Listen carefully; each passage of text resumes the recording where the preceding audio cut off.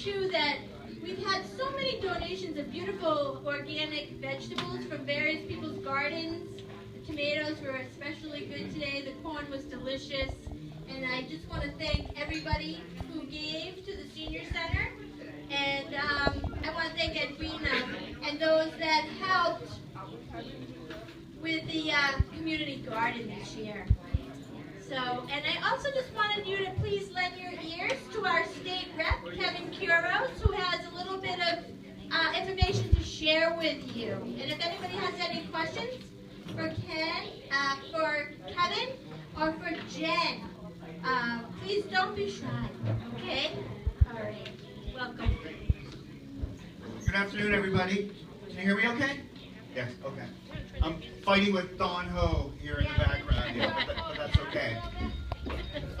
Two things I wanted to share with everybody that we've been working on. One that's already happened and one that will be happening.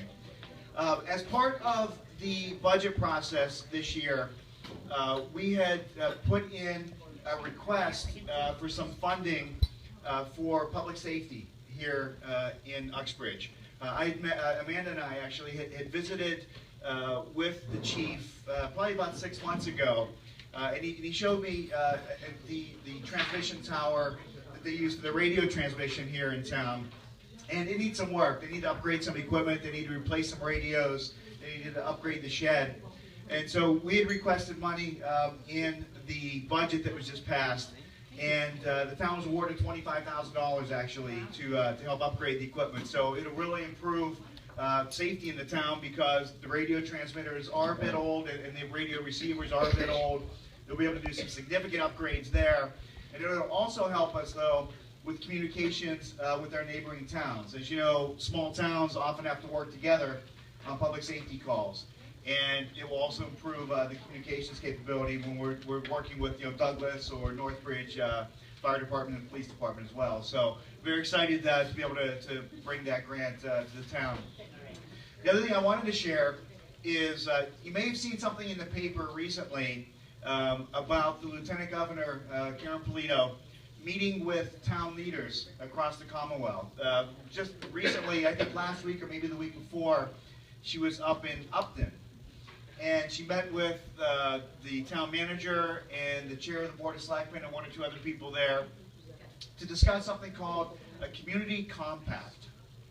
Essentially, what the Baker-Polito administration has done is made a pool of money and grant money available to communities that are willing to step up to the plate and say, we want to improve some aspect of our community. And there's a whole laundry list of things that qualify.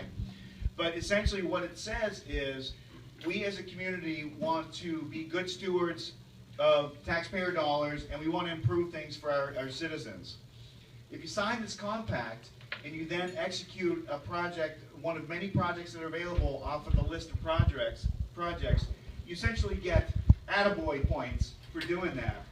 And in future grant requests, your willingness as a community to embrace things that the administration feels are important will reflect positively on your grant status. So actually it will help towns increase the likelihood that future grants will be awarded. So it's a great program that they're just rolling out. They probably rolled it out in about 20 or 30 communities already. On the 17th, here in Uxbridge, we'll be hosting the Lieutenant Governor. And I will be inviting the town manager, the Board of Selectmen chair, and others from each of my 4 towns, and also Representative Joe McKenna from Webster, who represents 4 towns. He'll be bringing the same contingent from his towns as well. And we're still trying to nail down the details on the location. Probably will be Town Hall and probably the Selectmen's room, so it will be broadcast and recorded. But we're very excited about having Lieutenant Governor come to join us here in Uxbridge, and also to be kind of the epicenter for what's going on in southern Worcester County. Senator Fatman will be joining us as well.